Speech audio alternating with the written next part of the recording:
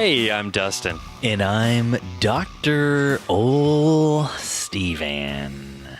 Welcome back, listeners, to the finest phototainment in the world. That's right, you're listening to another episode of the Wedding Photo Hangover podcast, an irreverent look at wedding photography. This podcast, like aspirin, will help you recover from your wedding hangover.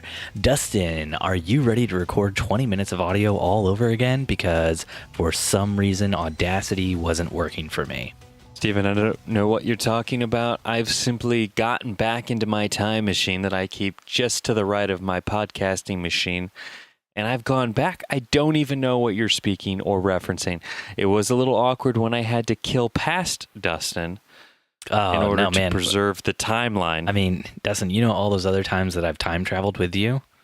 It was literally just so I could kill past Dustin. Like, did you not did you not understand what was going on there every single time we've done that before? Like, I really just wanted to kill past Dustin. Do you think it's fascinating in the show 12 Monkeys where they wear those vests and they have to, kill themselves? Mm-hmm. Yeah. When they travel through time? Yeah, I do need you to know, though, I've never once killed past Steven. There's a bunch of me, just copies all over the place, like Primer, walking around. They're building new boxes. They're going to create new futures. We don't even know what's going to happen. There's a big box in France somewhere. Is that why there's an explosion of microbreweries right now? Yeah, that's probably it. Slow. Oh, crap, Dustin, you're bleeding from your ear right now. Secretly gone back and killed young Dustin. Mm-hmm. Oh, Steven, we should probably stop this. Let's get into our heads. A little bit. Do you want to talk about your crazy clients? Let's jump straight in. Well, no, my clients weren't crazy. My clients this weekend, so for those of you out there that aren't from the good US of A, this past weekend was Labor Day weekend. So for a lot of us wedding photographers, we do multiple weddings. For myself, we did 3 weddings this weekend. Steve, how many did you guys have the privilege of doing? Well, seeing as I live in the United States of America, I respect and observe holidays like Labor Day, and so I only shot one. So I only did 1 wedding. So I did 3 because I'm disrespectful to the holidays in which we celebrate here in America. Mm-hmm. You're not a real American. I'm respecting my brides and my grooms in the pursuit of all things capitalism. But yeah, so Tuesday morning rolled around, and we received some little nuggets from some of our clients' family. And the mother of our Indian wedding's bride emailed us on our drive to Cincinnati for an engagement session. And Steve was kind enough to coach me through some responses. Yep. Team Dustin all the way. Number one coach, number one supporter, number one fan right here, Steve Hanna. Cheerleader yeah, here. No, I do cheer very hard. So I figured on air I would read to you what she said to me. Dear Dustin and Corinne, I hope you two aren't too worn out from this weekend. I understand you have a few photos to edit. I do, however, have a suggestion for you for future weddings. We were ready to toast the bride and the groom. However, they had disappeared with you and no one knew where they were. Please confirm with the parents and/or MC before you remove the bridal couple from the reception. Thank you for all your time and energy. Sincerely, bride's mom. Now, Dustin was driving at the time to Cincinnati, so he couldn't respond to it right away. So, got on the horn, talked to dear Coach Steven, and this is what I coached him into saying, which he sent to her verbatim, word for word. Dearest mother, the sunset waits for no one, not even brides and grooms whose parents have decided to do toasts without consulting with the bride and groom about those toasts, or who also have not consulted with the DJ, and who didn't have those toasts scheduled in for that time on the timeline during the reception. And then embed a sick-ass photo of your sunset shot, Dustin, and then after that, if we waited for guest toasts, this beautiful memory wouldn't have been made. Welp, you suck. My photos rule. Peace out, mob. that kid, signed sincerely, that kid from Fort Wayne, Grandmaster Photographer DJ D Macatek. And you sent that to her word for word, right? Could we add like some theme music to the email so that when she opens it, there's like a little like precursor to the verbiage? They would say like, click here to play music. And then she can scroll what would down that theme to read. music be? It'd be like the theme music to like Three Ninjas, or it'd be like, wah, wah, dum bum dum bum dum bum. Something like kind of like a little 007 medley in there too, maybe. So we're gonna transfer from Three Ninjas, Colt, Rocky, and Tum Tum to James Bond. Yep. Yeah. No, that's what I think of when I think of Tum Tum too. I think, yeah, that kid probably grew up to be James Bond. That's right. This bride and groom were the sweetest people, so kind. The bride gave me one of those drunken, like hugs goodbye Did she kiss at the you? end of the night. Did she kiss you? Almost like No. There's no almost. You know if lips make contact. it was like I thought she was going in for like a cheek kiss, but then she gave me, so I kind of turned into it, and then it was. You're gonna go in for the lip kiss? You thought you were gonna cheek kiss, No. and you tried to turn in to get a lip kiss. No. Where was Corinne during all this kissing? I thought the bride was going in to give me a little peck on the cheek goodbye as we were hugging, and instead she was trying to whisper something in my ear, and so I awkwardly turned my ear like right into her mouth. Oh, and you got a little tongue action in that ear? Where is Corinne during all this? Because you know, when I get kissed at weddings, you know where Jen is? Right there next to me, also getting kissed. That's right. Keeping it freaky. Keeping it Van Elk. That's what we call it. So this is what I actually said to the bride's mom. Hi, dear bride's mom. Thank you so much for your thoughts. I'm so sorry you were upset in us taking the bride and groom out for a quick sunset photo.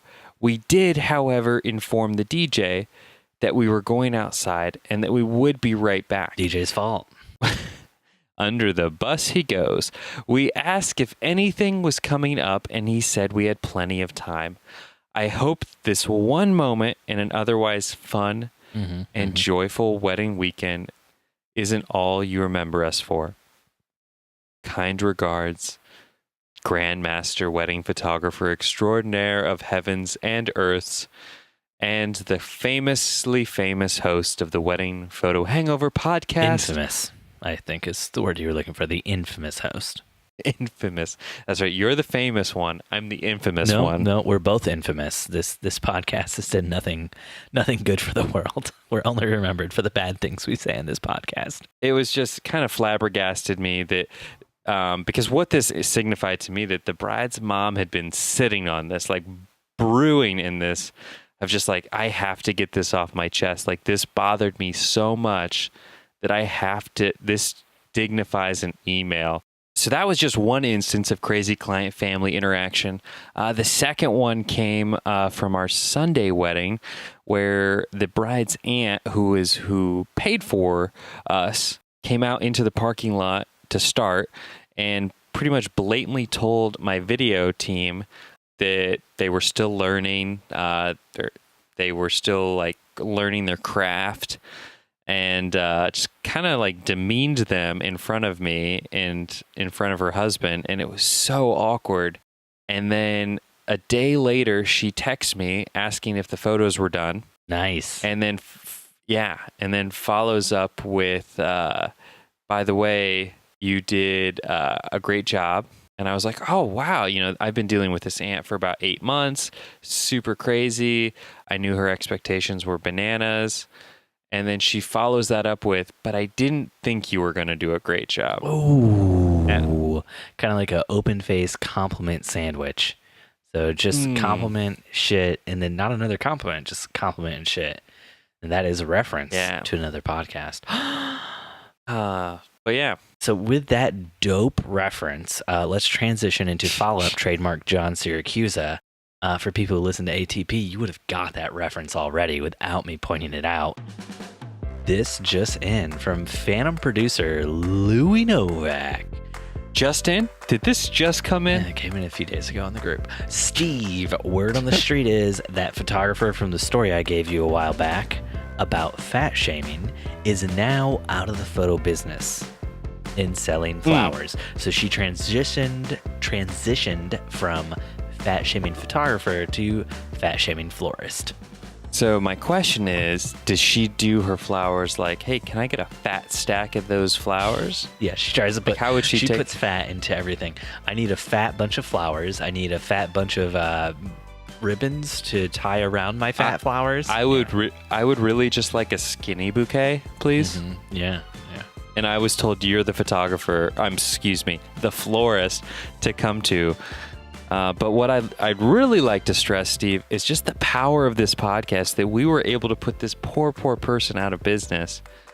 But maybe this is God's way of just like really showing them their true passion and their true calling to be a florist. A photographer was just a stepping stone for them. As long as this person's happy and they're making money and they're paying the bills, that's all I care about. I don't want anybody to get into a position ever as a result of this podcast or anything else where they are unable to, pay their bills. So I hope this photographer, now florist, is very happy, and I hope this photographer, now florist, no longer gets to a point where they're so frustrated that they say demeaning things to other people in emails and stuff like that. So Dustin, do you want to talk about your SEO company and what's happened there? Because not really. You told me tonight. So a few months ago, Dustin put a company on blast and mentioned multiple times how they had failed him in terrible, terrible ways. And then asked me afterwards to cut it out. And instead of cutting it out of the podcast, I just bleeped out the name of the company every time he said it. And that was bonus points for the person who can let us know what episode that was, so we don't have to look it up. Yeah. And so now Dustin's SEO company has finally come to a full failure point, right? We think. I don't know for 100%. You got an email from who? I just got this email today from somebody who was within the company and left the company, who I'd worked with closely. So this is an employee who either quit or was fired, who is now contacting past clients. Sounds like a lawsuit. I'm assuming he's like a subcontractor, though, like someone who just still sounds like a lawsuit.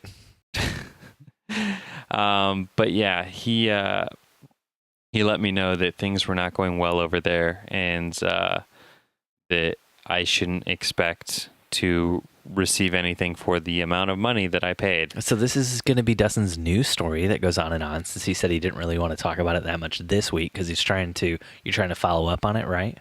Yeah, I want to kind of look into it and see what's going on. So after the mystery surrounding Dustin's copyright situation, now he has a new mystery for us: the SEO company that just won't quit. I always like to give you guys a little bit of cereal, if you know what I mean. Mm-hmm. And boy, does it taste great. I personally am kind of like a Honey Bunches of Oats sort of person. But my kids are super into like Lucky Charms and Fruit Loops, which is just kind of weird to me.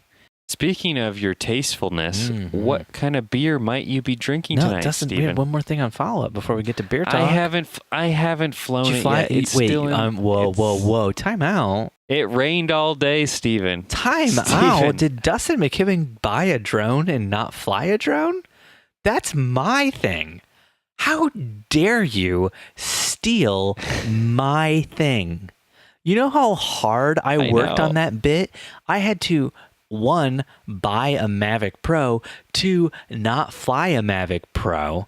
You think that you can just bust in on my territory now and buy a Mavic 2 Pro and not fly a Mavic 2 Pro? Yeah, my master plan, Steve, is just I wanted to drop $1,500 and just let that box sit here. I should just have it sitting right behind my shoulder here so you can stare at it and let it sit there forever.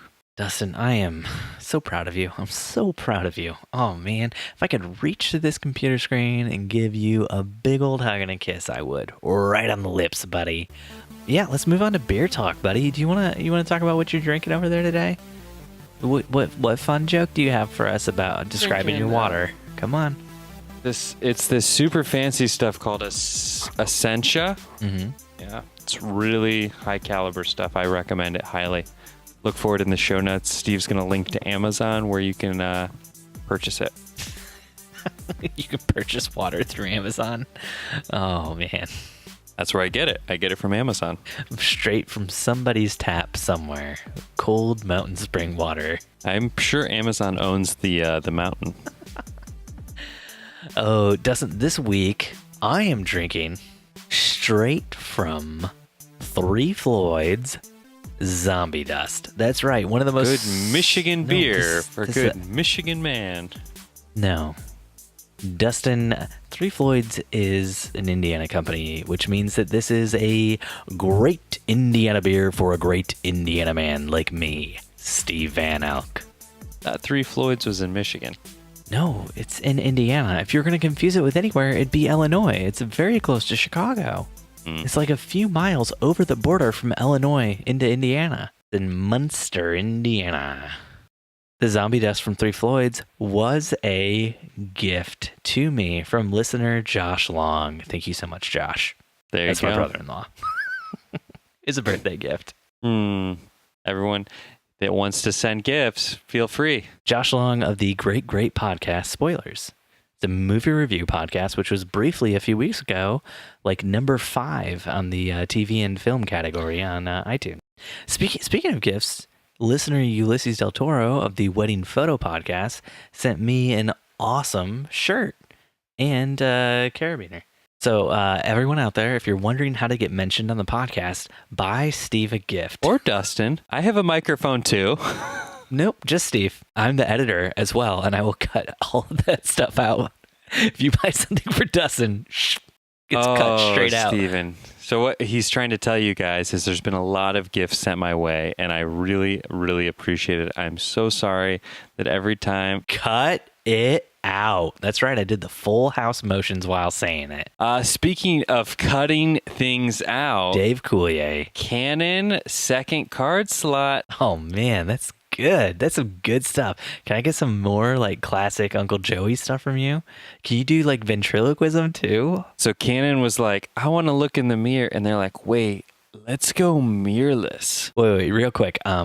If you're Uncle Joey, does that make me Danny or Uncle Jesse? That makes you Mary Kate and Ashley. Oh, yeah.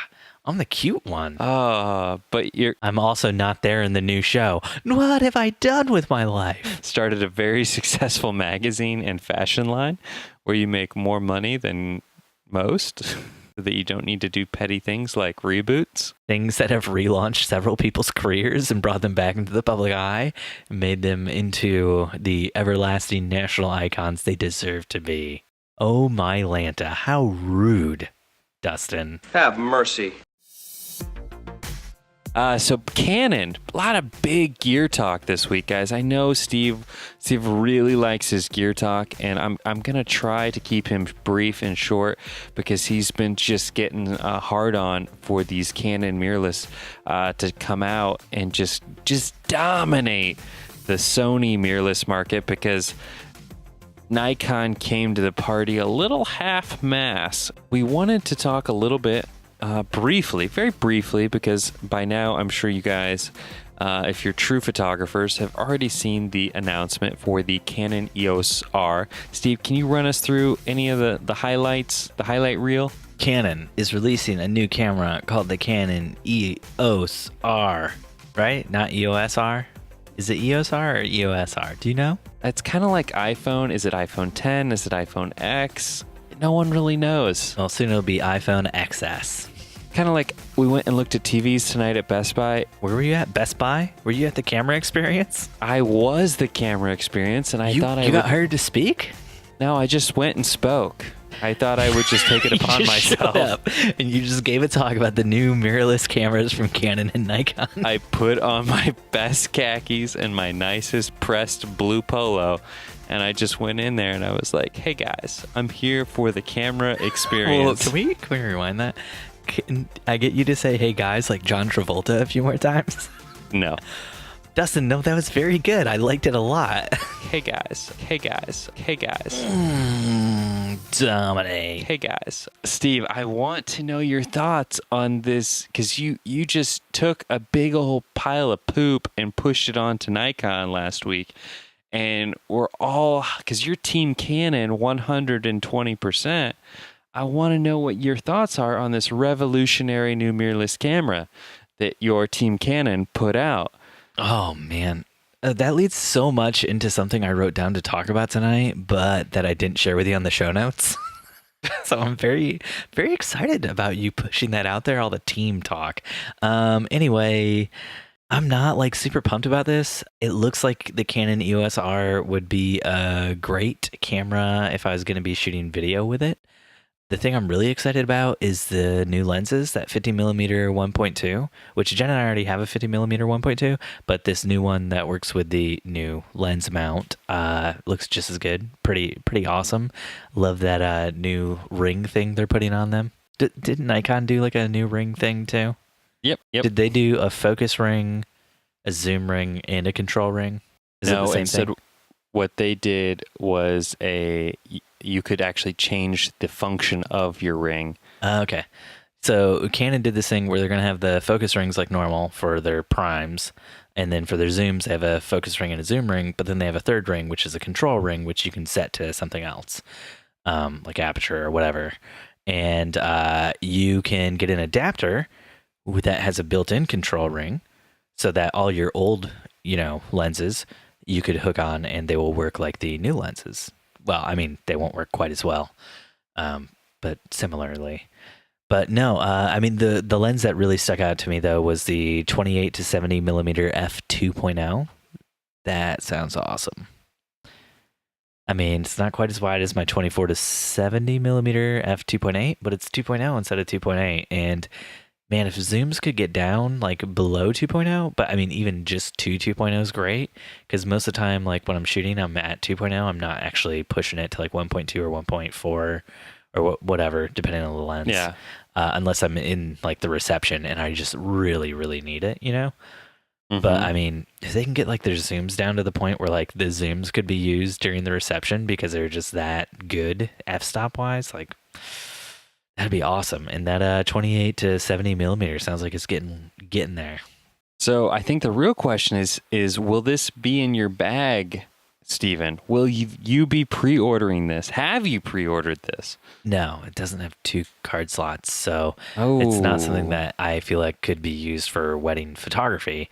I would love to get it for wedding video stuff, but most of the cameras we're looking at for like video stuff, we want to also be able to use for photography. So this is just a really big expense to put out there for something that would just be how video.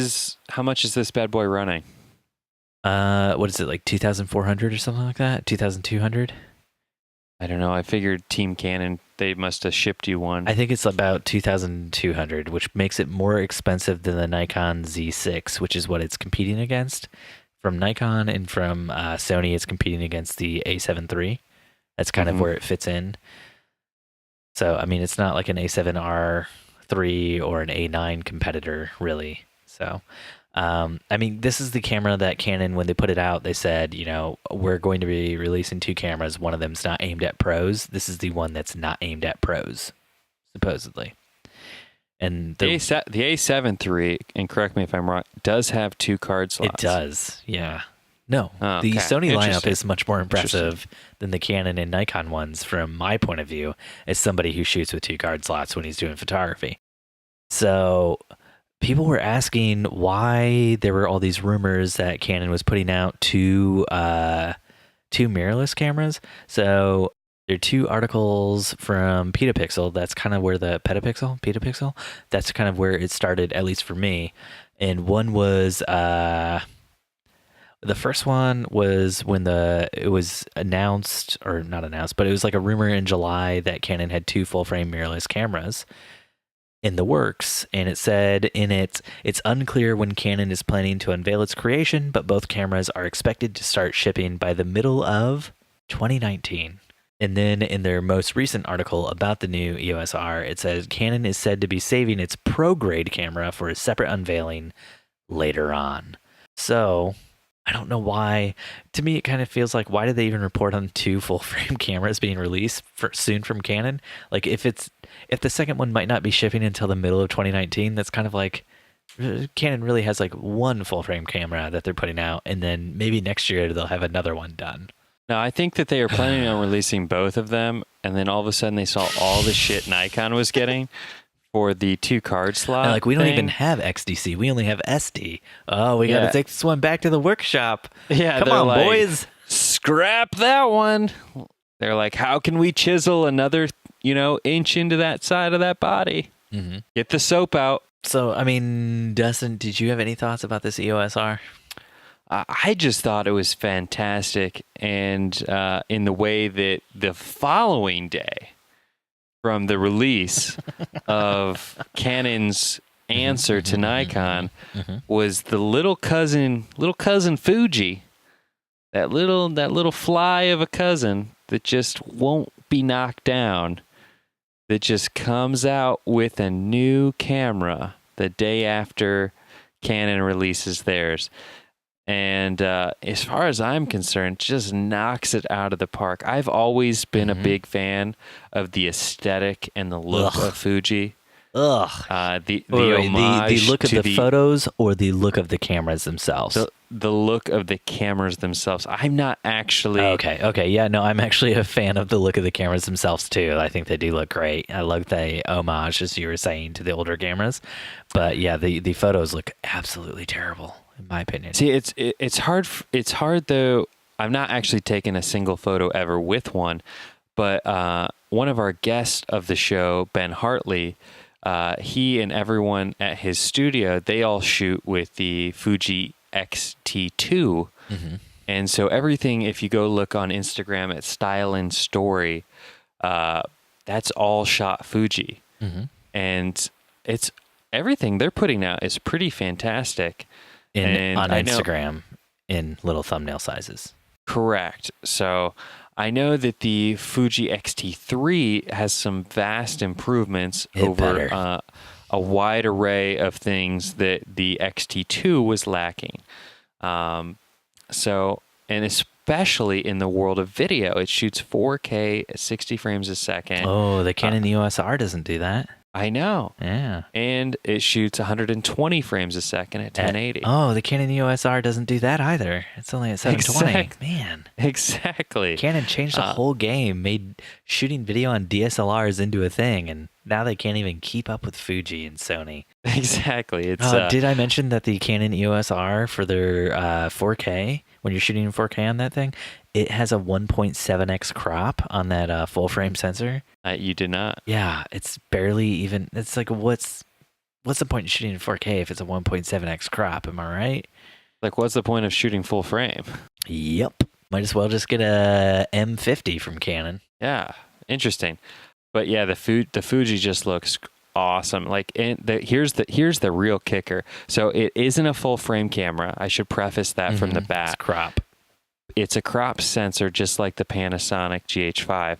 However, because it's not a full frame camera, my good friend Ben Adams over at Style and Story, what I get a little envious of his camera bag is just how little he gets to take on a wedding day, because the mirrorless lenses are so little and so light.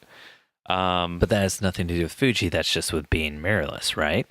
Correct. And also having crappy lenses, because better lenses are typically bigger and heavier. That's why Sony's 50mm lens is gigantic.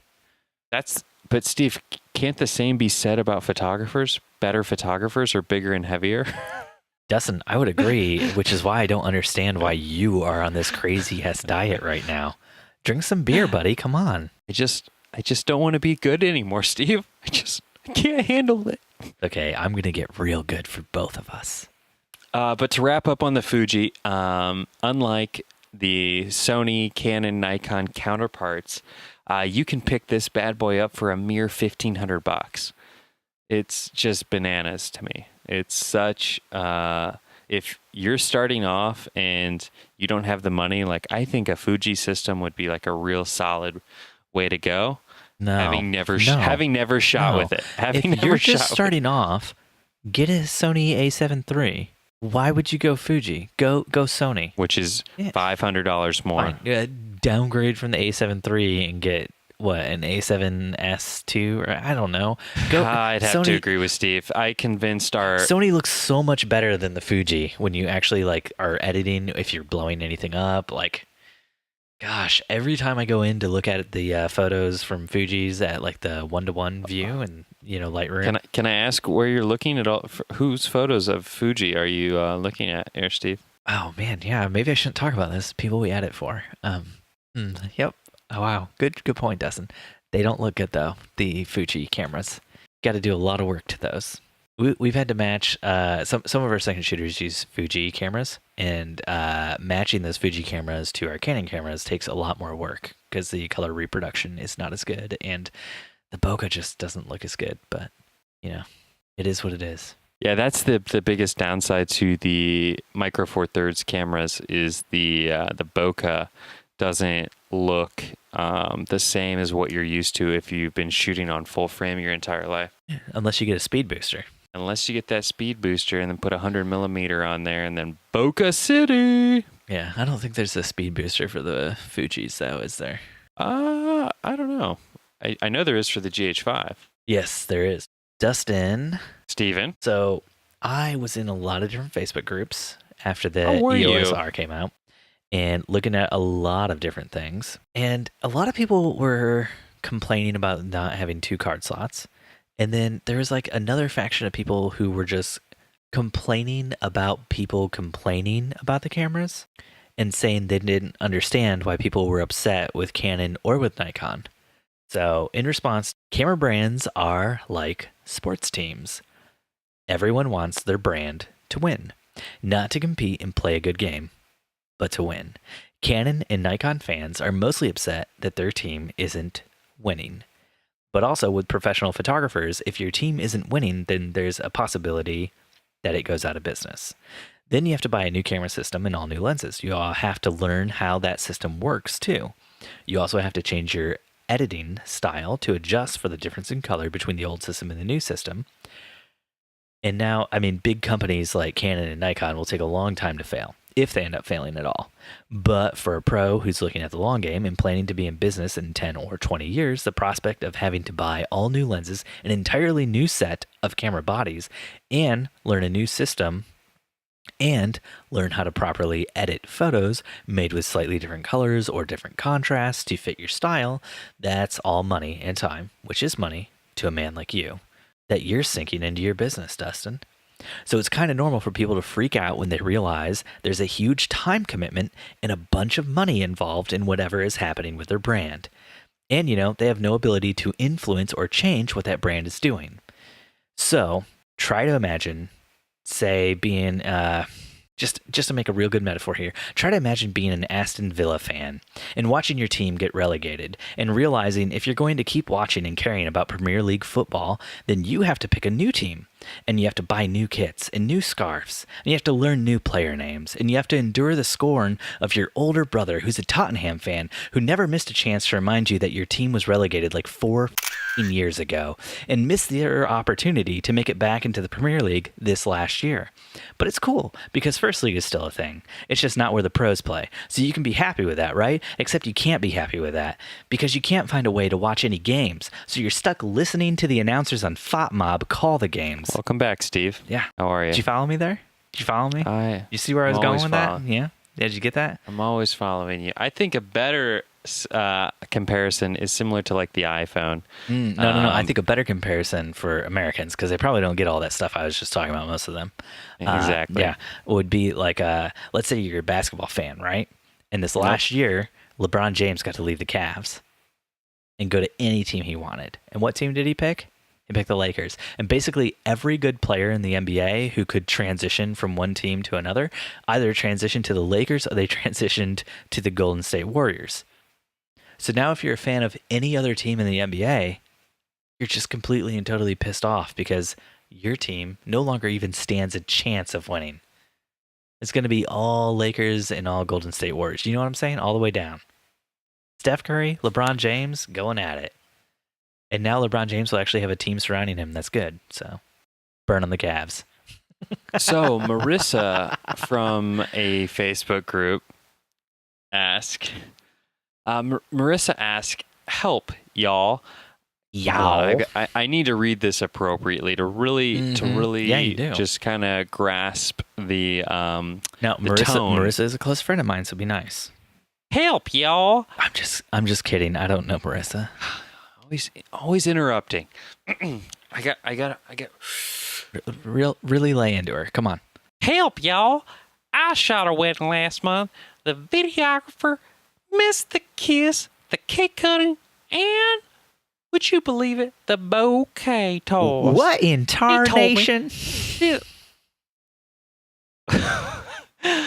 told me this at the wedding, and he had the audacity to ask me if I would send him those pictures. I told him no problem. I sent him those pictures, and he emailed me back saying he marked all of the pictures he wanted as favorites on my proofing site.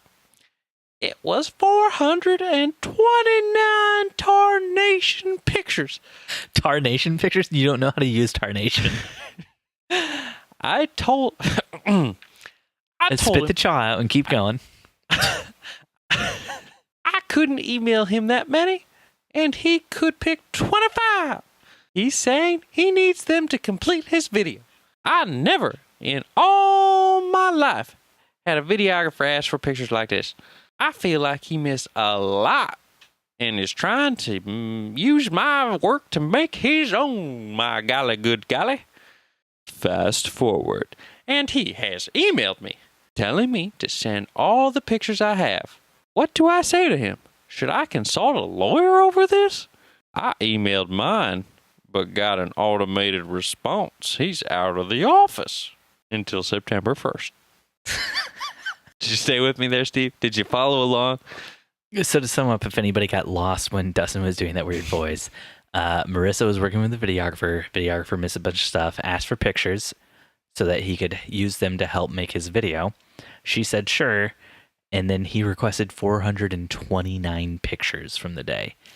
Out of 500, I would like to think. You would like to think. I'm guessing it was like she sent him the raw files or something ridiculous like that. I know it's not because it's a proofing site, but yeah, 429 pictures. What is he going to do? Is he going to make like GIFs out of the pictures and then try The crazy thing is we've had this happen to us. So you had this happen to us. Somebody asked you for pictures. You sent them to them, and then they use those pictures and an artist to reconstruct everything and completely and totally rebuild all of the frames that they would need to go in between the pictures you sent them.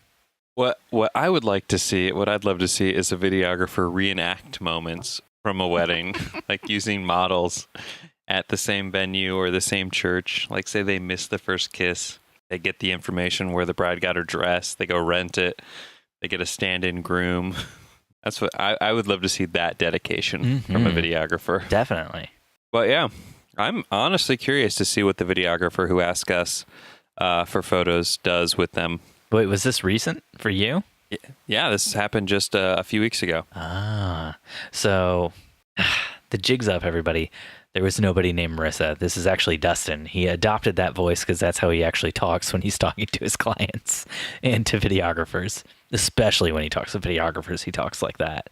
In our situation, the videographer, it was a really strict Catholic church, Catholic ceremony, and the videographer had to be positioned on the, it's one of those churches that's so large, it's a cathedral that has essentially three aisleways, like one in the middle and then one on each side.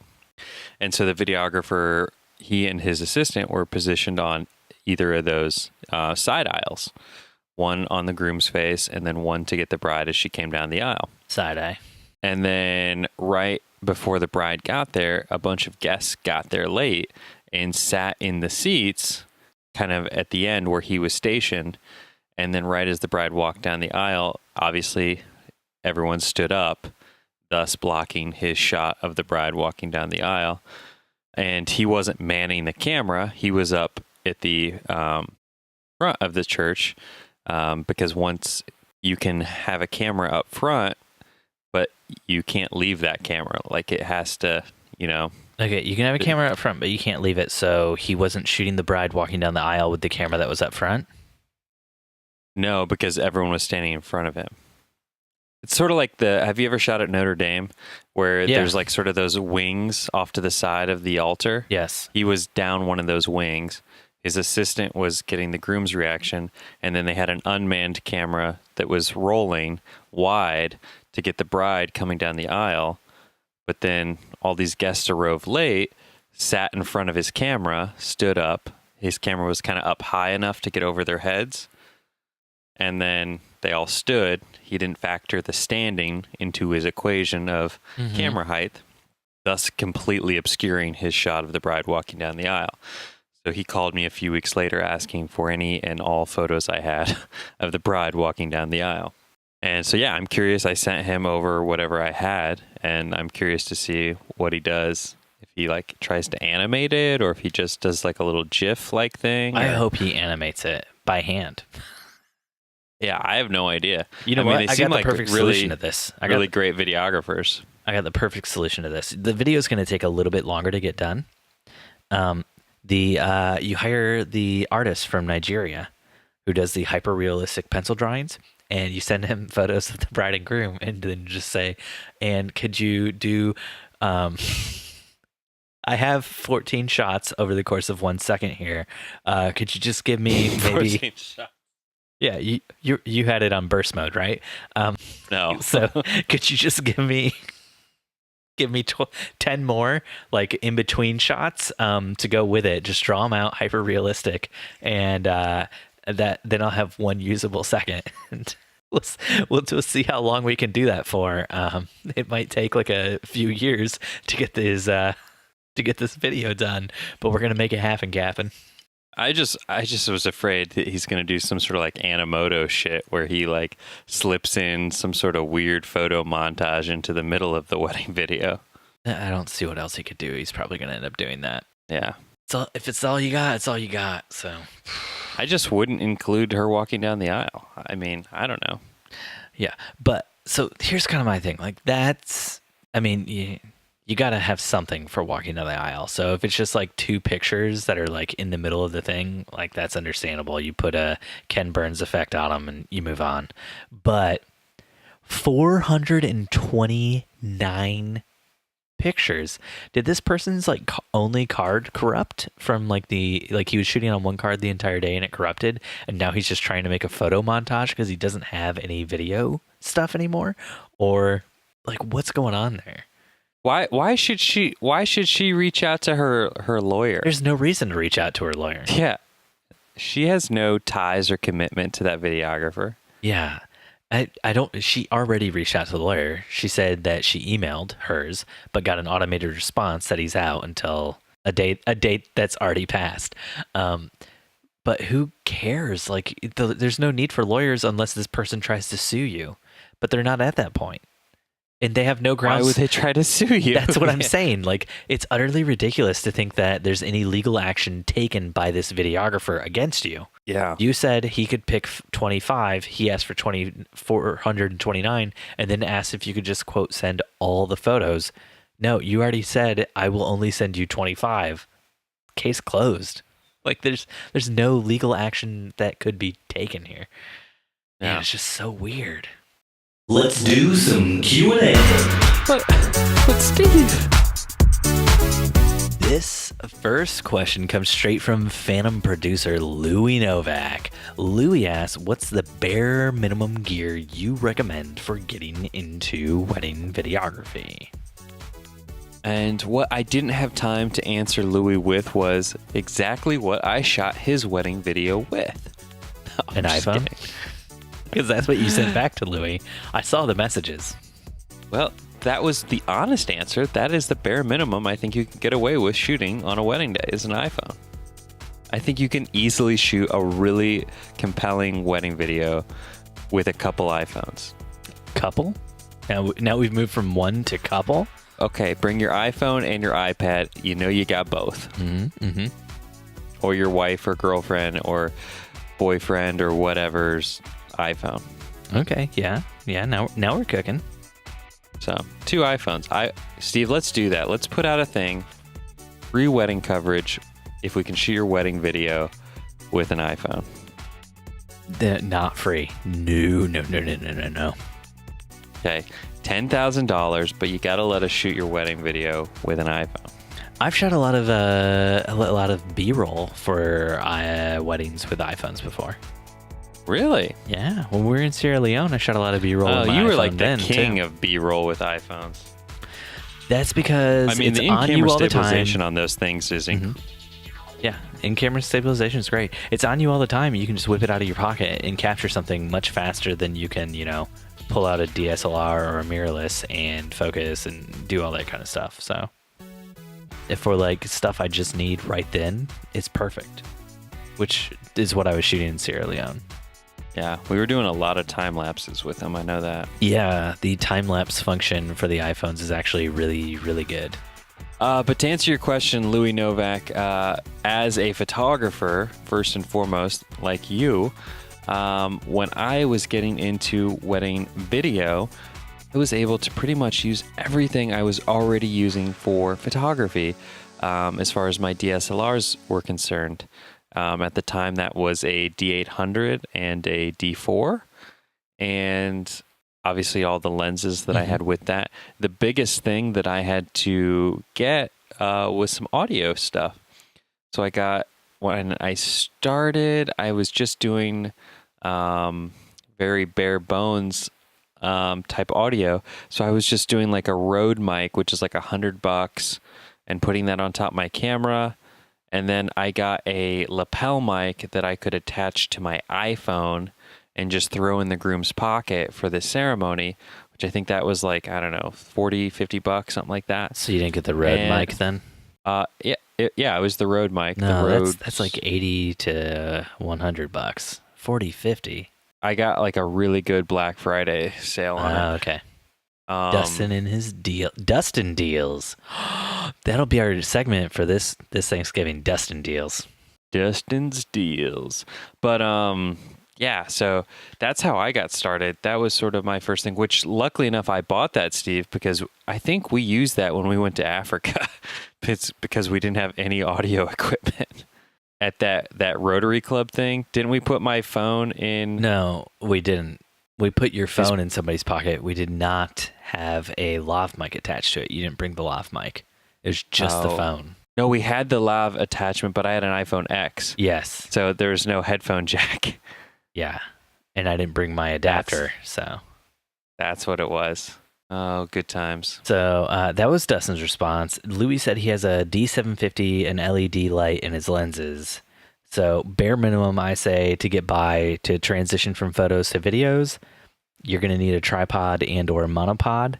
And also you're going to need a second camera, not an iPhone, but like a second DSLR or something to also have rolling and shoot with, especially if your DSLR breaks. What do they say in the military? 2 is 1, 1 is none.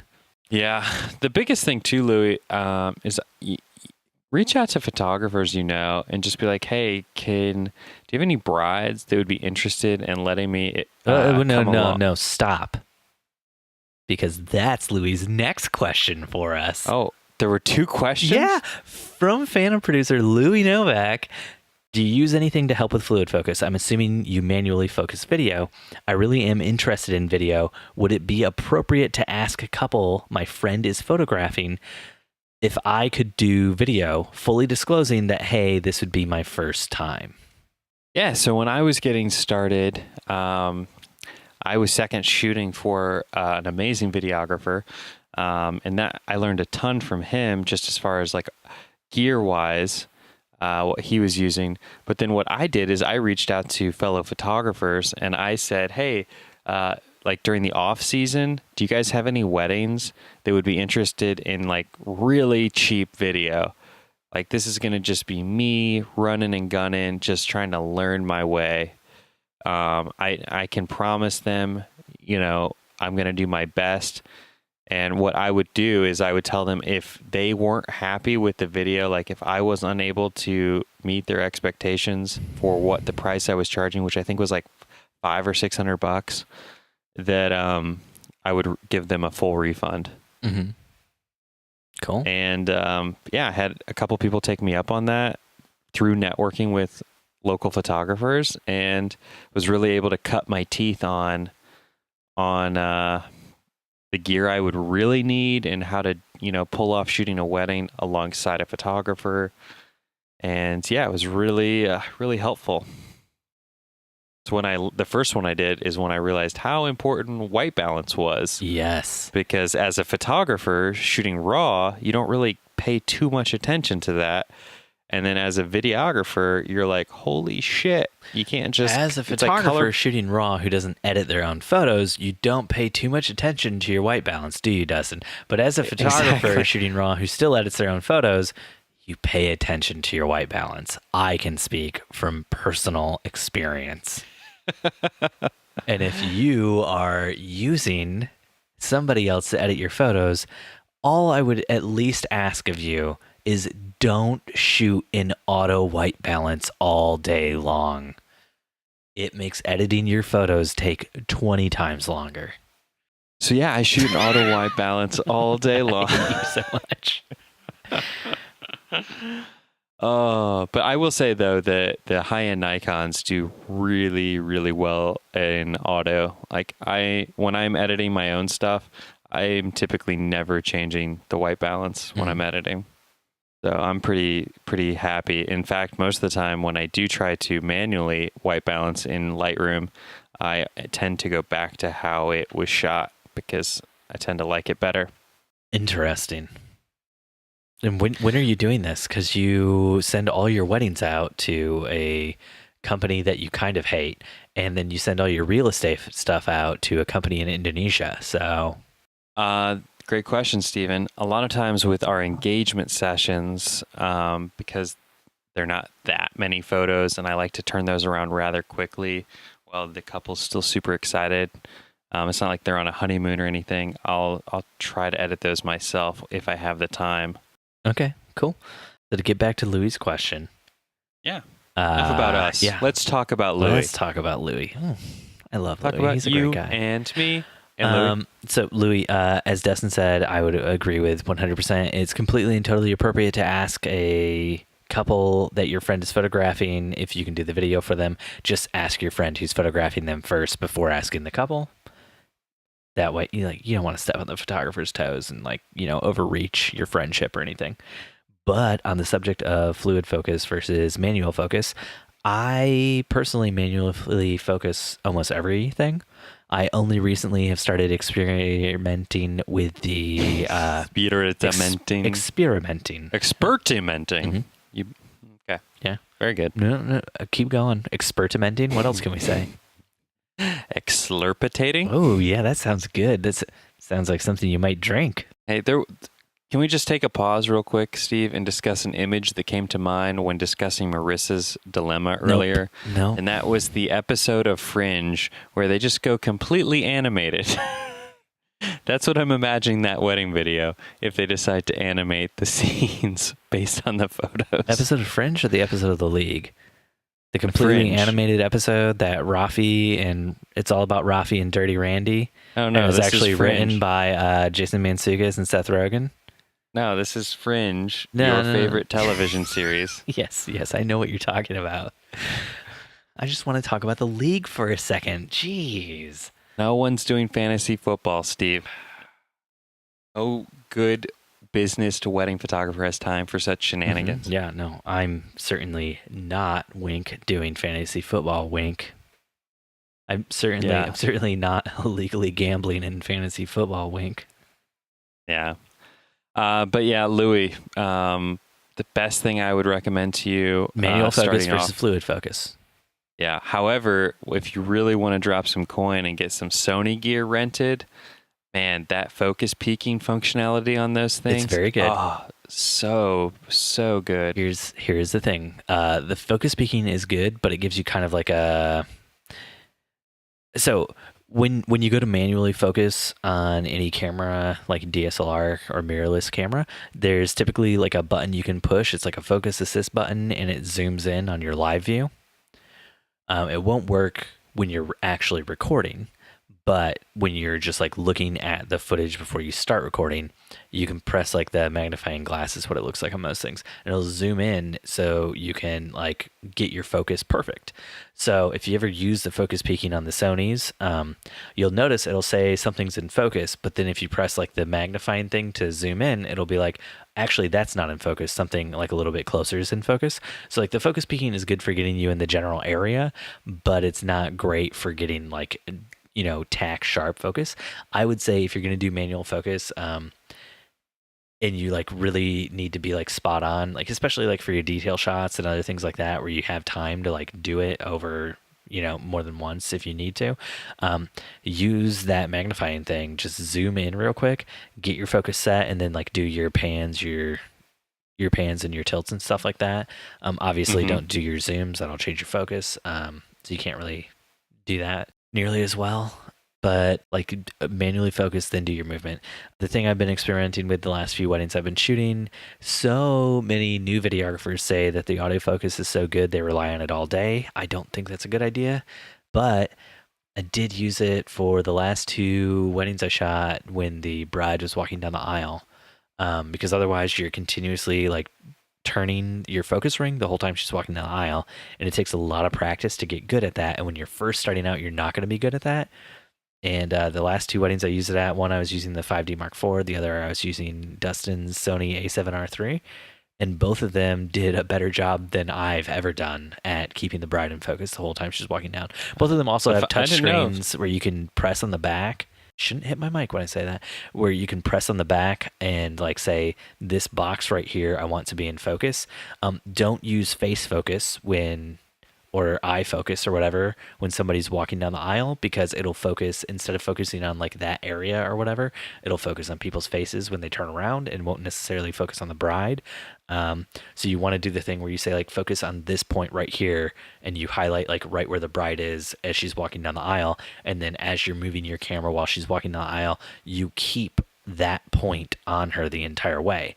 So you have to make sure you set it up like, if she's walking down the aisle and you're on like the left side of the thing, you want to keep her on the left side of your frame, so that most of the negative space, like the space that she's walking through, is to her right and to the screen's right, so it doesn't look like she's walking at the edge of the frame. She's walking the front edge of the frame. She's walking at the back edge of the frame the whole time.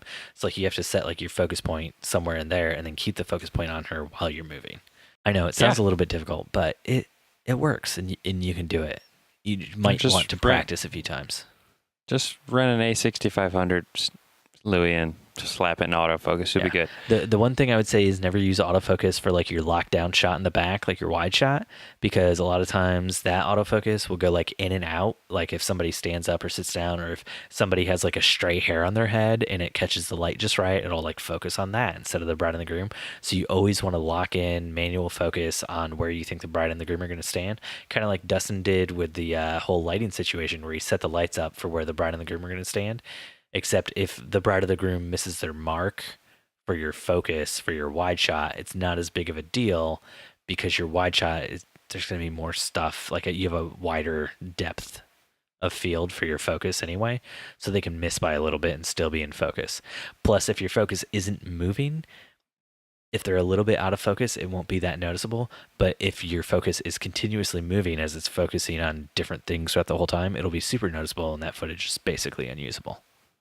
Yeah, that's why you have multiple cameras though, Louie, so that way you can cut from different cameras. Yeah, set up one that's just an iPhone, and hold down on the screen when you set like the focus point and the exposure and everything, so that you lock it in. Brittany from the Facebook groups asks, what do you normally give your brides to get information? Do you make a timeline? What do I give my brides to get information? I give them my name and my phone number and my email address. I take the deposit from them. I then take the final payment from them. And then if I don't hear anything else from them, that's on them. I just assume if they wanted me to show up, they would have told me where to go. And that's how I run my business. That is how we do 75 weddings a year, and we only shoot about 35. It's a great business that Dustin's in. 0 lawsuits so far too. It's It's a amazing. very ironclad It's contract. amazing how often you don't get sued when you don't give them your address or your email address or your phone number. That was what you said, right? You just Yeah. you just show up, you give them a fake name at a meeting you do in person with no cameras, Correct. and you take the deposit straight at that meeting. Correct. And my deposit is paid in full. Yeah, definitely. Yep. And then you say, if you're serious about this wedding, you'll know where to find me. And then you walk out. I like to err on the side of mystery. If you guys didn't know that about me. Yeah. And then if anything ever comes up afterwards, you do have that part in your contract where you say, if you really need Dustin's help for your wedding, you'll put up the Dustin signal over Fort Wayne and he will come a calling. And so you just point out, hey, look, Commissioner Gordon, he told me nobody had the Dustin signal on that night. Sounds like this fictional version of myself that's so delusional. Well, I mean, you do need to make a lot of money because you got the Dustin mobile to keep up with, the Dustin wing, the Dustin boat. You know, there's a lot of stuff. Plus, you got all those grappling hooks and It's camera called gear. Boat Dustin, Oh, Boat Dustin. Sorry. and it's a vessel. Yes. Sorry about that. All right. Easy mistake. Yeah. The Dustin boat was the one that I cracked the champagne glass on and Yes. put a hole straight in the hull and it sunk right away. Yeah. Oh, It was a sad it day. was a very sad day. Sad day at Lake Dustin. Lake Dustin, in the middle of Fort Dustin, Oh, I am the Grand Master after all. the Grand Master of Fort Dustin. Fort Dustin would be a cooler city than Fort Wayne, let's be honest. It already is, Steve. It already is. I'm sorry, yes, Fort Dustin is a cooler city than Fort Wayne. My mistake. Especially when that bat signal gets lit. It's a Dustin signal. You're getting confused. We're both getting confused. It's a confusing moment in wedding photo hangover history. Normally, what do I give to my brides to get information? I give them an email and I say, "Hey, shoot me back, holler at me." We send out girl. we send out like a questionnaire through an email through Pixify. I assume Dustin, you do something similar. I should. We have a client relationship management database thingamabobber. We use Honeybook, and I need to get on it. I need to get it set up to better streamline some of those things. Mhm. But yeah, I have an email template type thing that I've kind of created this year that's helped out a little bit. I just send it off to our clients and ask just sort of a series of questions to help me better make their wedding timeline. Nice. And it happens 90% of the time. So you do make a timeline then for the day? It's funny. I've shot 90 several weddings with you, and I've never once seen a timeline for the day. That's because the 2 out of the 3 weddings you shot with me, I allowed the couple to make the timeline. And You just crumpled that right up, threw it in a wastebasket, and we're like, we're not doing that. This is Fort And Dustin. there's- We play by Dustin rules here. and their timelines were so vague that it was just like, my timelines when I make them are like down to the minute, very specific. This is when things are happening, from cake cutting to toast to dances. Every little detail is mapped out and timed. Mm-hmm. But when Steve comes along, it tends to be, I have a bride. Well, that one you did in Indy at Circle Center Mall, they had a wedding planner. That's that- something you so don't that- usually deal with. No, not in Fort Wayne. Interesting. And so that was the timeline was made by her. Nice. So there was a timeline there. I just didn't have it. Dustin likes to play a little bit of Kelvin ball with the timeline on the day. If I don't know what the timeline is, I can't be held accountable for keeping to it. That's sort of my mentality. Dustin's very much like Kelvin. He lives in a delusional fantasy world, as we've already pointed out. He has a fake or imaginary best friend, Hobbs, also known as Natalie. She's a fantastic human being. Yes, she is. She's a definite real human being, too. She's getting married next month. Oh, is that why you were talking to Jen about our wedding packages tonight on the phone before we sat down for this Skype call? No, I wasn't. You kept asking if she would accept credit card for a photo shoot. for a family reunion. Oh. Okay. Was it Natalie's family reunion? That's a lot of big events. Family reunion, wedding. Kind of a family reunion. Sort of like the tax of wedding photography that we talked about last week. Just a family reunion. Like, it's not a big deal or anything. I might be in a dress. It might be white. And my boyfriend, he's also going to be there at this family reunion, and so's his entire family. And it's like a dual family reunion. And my boyfriend might be in. Why do clothing matter, Steve? Why do the clothes matter? I don't want to say tuxedo, but if you're shooting this, it is black tie formal, and you will be expected to be in a tuxedo yourself. So, but it's just family reunion. Just a family reunion. There might be sort of an exchange of promises during the reunion. Yeah, not vows. Just roll with it. Just roll with it. And there might be like a gift ceremony that involves hand gifts. Circular hand gifts that might have precious stones on them. Well, one of them will be circular. Ooh. I actually did a wedding a few years back. We're getting way off topic here.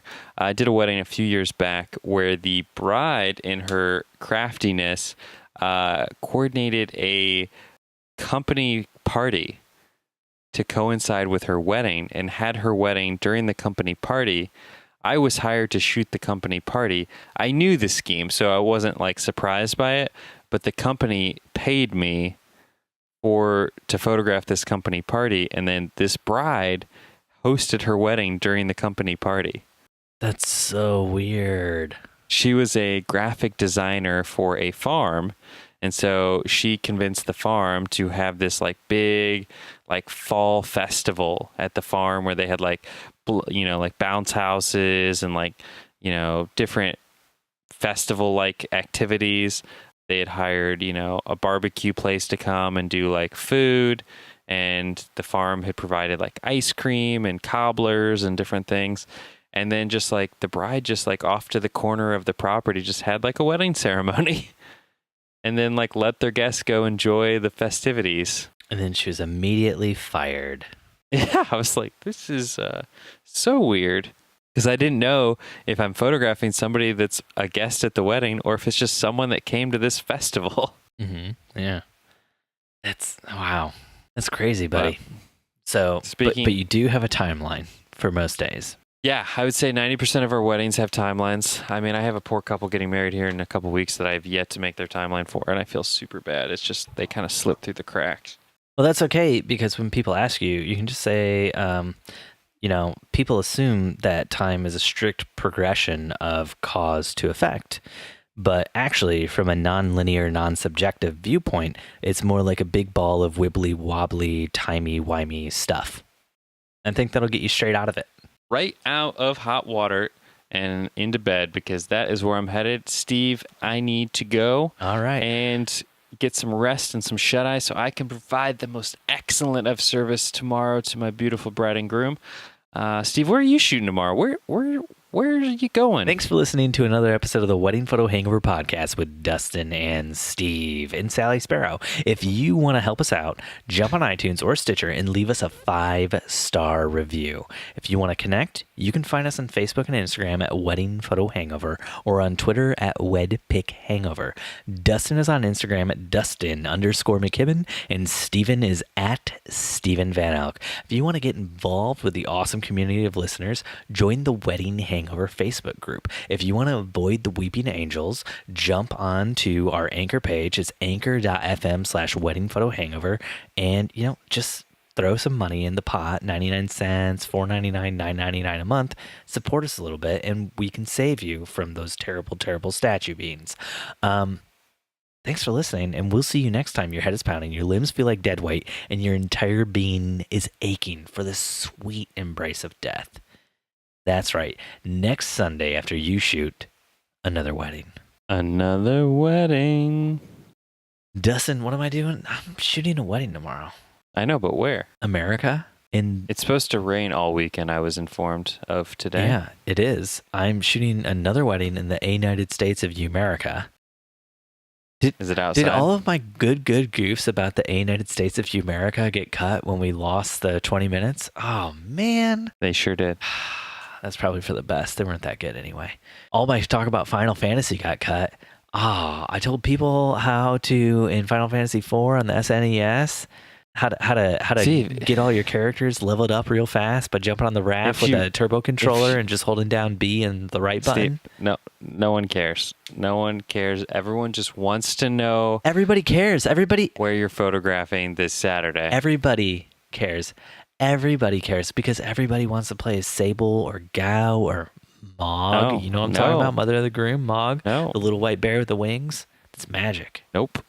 Never played, never will. You're missing out. Final Fantasy, that's a good game. And nothing like the movie. The movie was very weird. I liked the movie. It just wasn't anything like the games. No one has time for that. Dustin, do you have anything cool you want to tell me about? Where's your wedding tomorrow? You keep asking me where my wedding is, and where's your wedding? I'm sorry. I'm just so excited about where my wedding is tomorrow. I am shooting at one of my favorite venues up in good old Goshen, Indiana. You shooting at the old bag factory? Old Bag Factory, baby. Nice, buddy. Only had the pleasure of shooting there once before, and I was second shooting for a photographer, so I didn't get to post any of those pretty pictures. Mm-hmm. But tomorrow, my friend, I'm in control. You're all in control. I am not shooting photography. I am shooting only video tomorrow. Oh, very nice. Again, I won't have any pretty pictures to show, but I will have pretty video. Dustin, tomorrow I'm shooting at the Needhammer Events Center. I like how you had to look it up. You had no idea. That's why you were avoiding it. You had no idea where you were shooting. Dustin, you're shooting.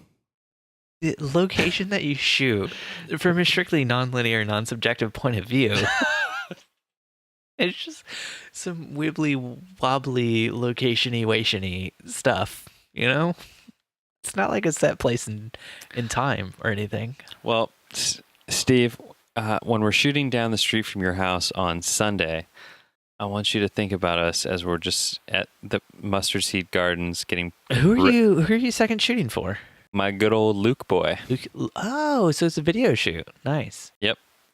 Oh, you're gonna be in my city on Sunday? Yeah. Oh, I was gonna go to Fort Wayne to the zoo on Sunday. Man. I know. Aw, Dustin. Like strangers passing in the night. But on a serious note, Corinne, I told Corinne about that, and she said to let her know if you guys want her to go. And our wedding is a brunch wedding at Mustard Seed. Oh, cool. So if you guys stick around the fort long enough, I'd love to show you our new house. It's done? It's built? It's finished? Yeah. Done. Actually, done, Fort Wayne, finished. it's supposed to rain on Sunday, so we're probably not going to the zoo. I figure because we're going to be in Indy, where it's also supposed to rain all day, and our venue is outside. Well, the ceremony is outside. Dustin, I will say this: Jen and I have shot several ceremonies there, outside, and when it rains, it makes for really, really beautiful photos. I don't know if it'll do as well for Does it make video. very beautiful video too? Well, you and Luke both shoot with Sonys, and those aren't weather sealed, so bring some plastic bags. Yeah, that is sort of the one thing they boast about the new Nikon mirrorless is that it is weather sealed. Mm-hmm. I mean, I still wouldn't want to have it out in the rain, but whatevs. Whatevs. I can't believe you're shooting in my hometown, and then you're shooting in my new hometown. Yeah. That's this whole weekend is an homage to you, Steve. Man, I gotta send you some great places to check out when you're in both places. All right. Bye, Steve. Bye. Bye. I just stole your line.